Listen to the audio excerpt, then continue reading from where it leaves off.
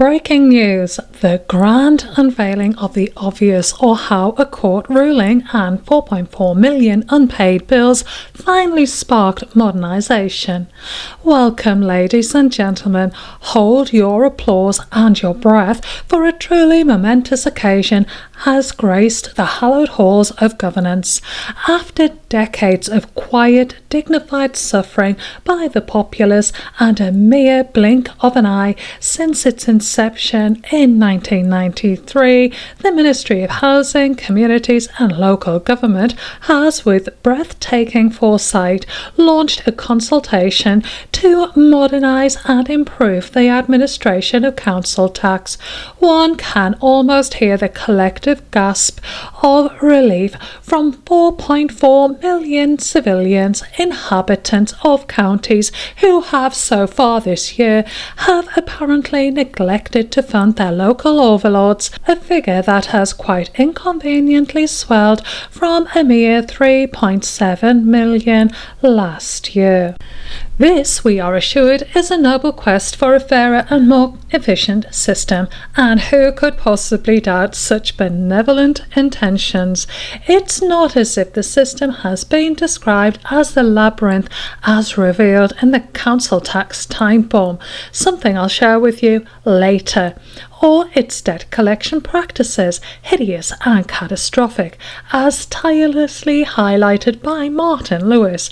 No, this is a sudden, spontaneous epiphany, a governmental Damascus moment, entirely unrelated to the inconvenient truth that the foundations of their fiscal might have been, shall we say, exposed in a rather public forum.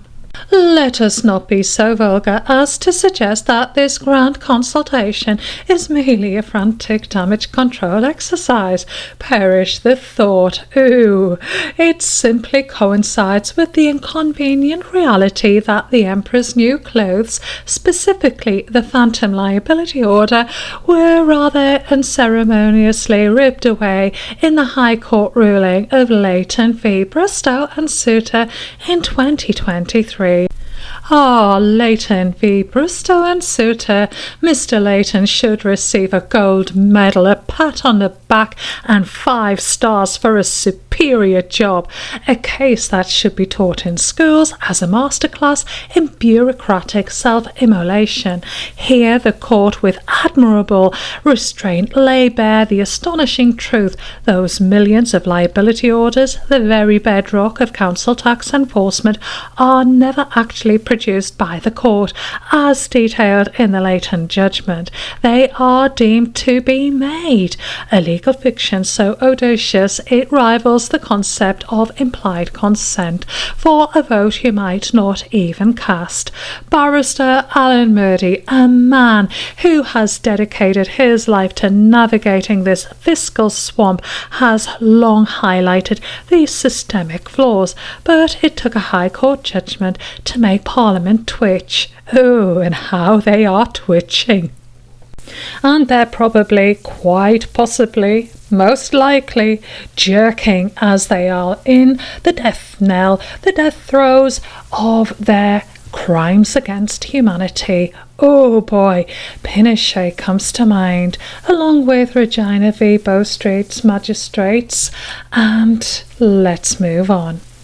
The ruling further illuminated the delightful problem of unauthorised authority enforcement agents, those valiant purveyors of goods reallocation services operating on flimsy paperwork that, under scrutiny, dissolved like a politician's promise. Very much like Scotch mist, this wasn't merely a procedural hiccup, it was a gaping chasm in the very legitimacy of their enforcement, when your bully boy bailiffs are revealed to be operating on a wing and a prayer.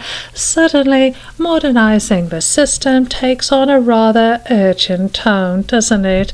The Justice Clerk Society guidance, while aiming for good practice, clearly hasn't prevented these issues from becoming a widespread problem, and even experts like Sian Jones, with a focus on pseudo-law, would find this quite compelling. Because if you apply this ruling to all the previous 30 years of liability orders, what we have is systemic fraud. Oh my word, I wonder how many people have been committing fraud and what they have to lose. So, while the consultation document speaks of creating a fairer and more efficient system, one might cynically observe that the primary driver is less about taxpayer well-being and more about shoring up a crumbling enforcement edifice, and of course hiding all the fraud that has been going on for 3 decades. And let's not forget the 4.4 million unpaid bills are not just a statistic, they are a resounding collective vote of no confidence in a system that for too many feels fundamentally unjust and aggressively administered. It's the sound of a time bomb finally going off, not with a bang, but with a million exasperated sighs and a High Court judgment. Let us then dissect the modernisation proposals with the surgical precision of seasoned cynic. Default 12-month billing, a truly revolutionary concept. Instead of demanding 12 months worth of money in 10, they might, in a stunning display of empathy, spread the pain over a full year. This isn't reform, it's a belated acknowledgement that basic budgeting might be a challenge for those struggling under the weight of an injurious taxation. Transparency of information, a noble goal indeed. Perhaps they'll finally explain precisely where the costs reasonably incurred come from, those magical figures that have grown enormously without any discernible increase in actual effort. We eagerly await the revelation of the alchemical formula for turning a 50p liability order fee into £100 plus of costs, and of course I would love to see the transparency of information around summonses and those wonderful golden tickets called liability orders. Modernising severe mental impairment disregards a truly compassionate gesture after decades of a horribly named and overly complex discount that disproportionately affects the most vulnerable.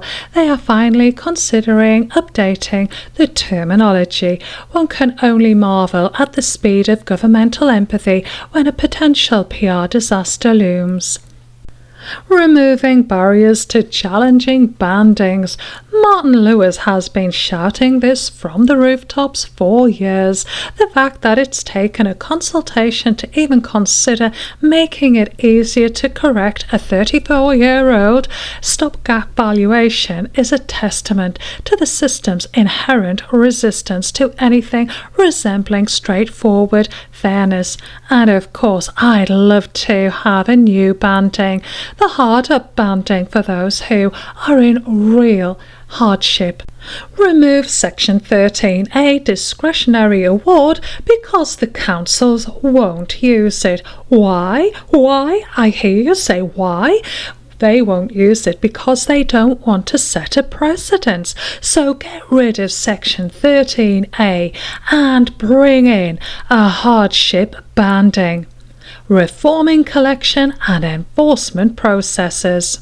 The piece de résistance. This is where the Leighton ruling casts its longest shadow, preventing aggressive practices, increasing time before full bill, capping costs. These aren't just acts of kindness, they are desperate attempts to re-legitimise a process that has been shown to be procedurally dubious, morally bankrupt, and outright illegal.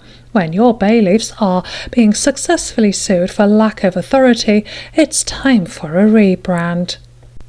And of course, if those bully boy bailiffs are acting without authority because they are going on a promise from the council, just imagine how many council staff are going to be implicated in fraudulent misrepresentation and how they're going to be sued.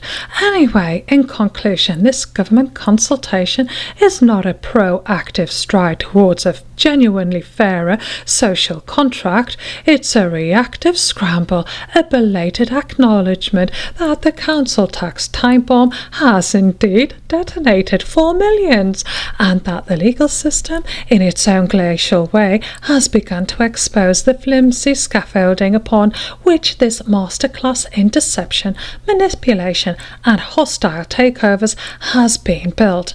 The 4.4 million non-taxpayers are not just a problem, they are an inconvenient truth that the will of the people is increasingly manifesting not through the ballot box but through the silent, desperate act of non-payment. And that, dear listener, is a reckoning worth consulting about. So next time you open the brown envelope and see the numbers go up, just smile, remember your rights, and then promptly realise they don't apply to your postcode. Think it's lawful? Think again, then double check, then ask for the signed liability order. Join the movement, ask the questions, challenge the fiction. Subscribe for more brutally honest breakdowns of British bureaucratic nonsense. Till the next time, take care, keep well, stay strong. Toodle pip for now.